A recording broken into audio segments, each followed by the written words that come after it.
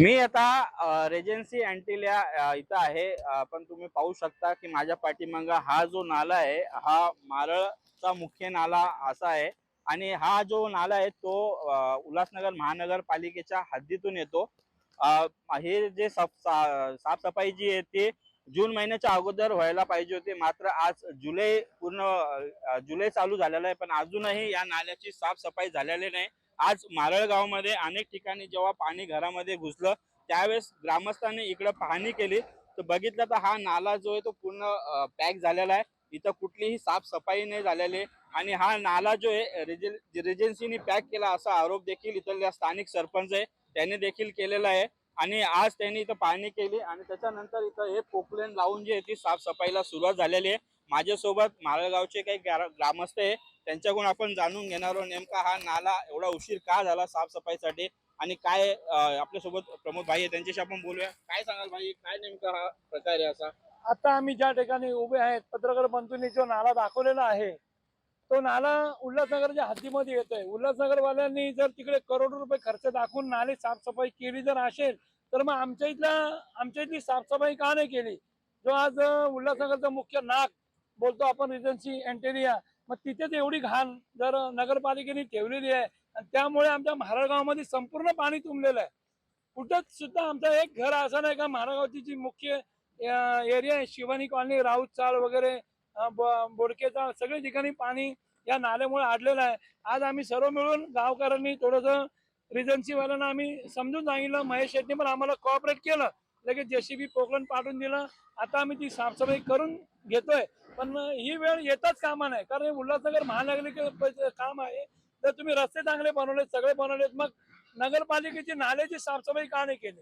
आतापर्यंत एकच व्यक्तीला 11 वर्षापासून ठेका दिला जातोय महानगरपालिकेकडून आणि करोडोचा टेंडर दिला जातोय 11 वर्षापासून एका, त्याच्याविषयी आपण काय सांगावं?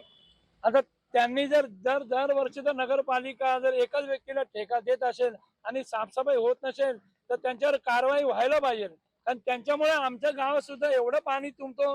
आणि रिजन्सी वाले हे प्रायव्हेट बिल्डर आहेत, त्यांच्या का ते बिल्डिंगशी मतलब ठेवशील, पण नाल्याची जबाबदारी ही उल्हासनगर महानगरपालिकेची आणि जे ठेके घेतात त्या ठेकेदारांनी ती साफसफाई करून घ्यायला पाहिजे.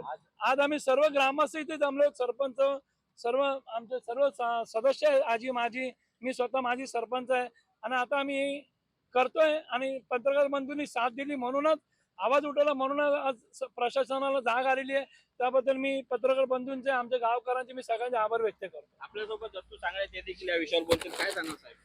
काय नाही, म्हणजे कसं आहे, जर उल्हासनगर महानगरपालिकेत नाला आहे तर आम्हाला वारंवार रेजन्सी वाल्यांकडे रिक्वेस्ट करण्याची काय गरज आहे?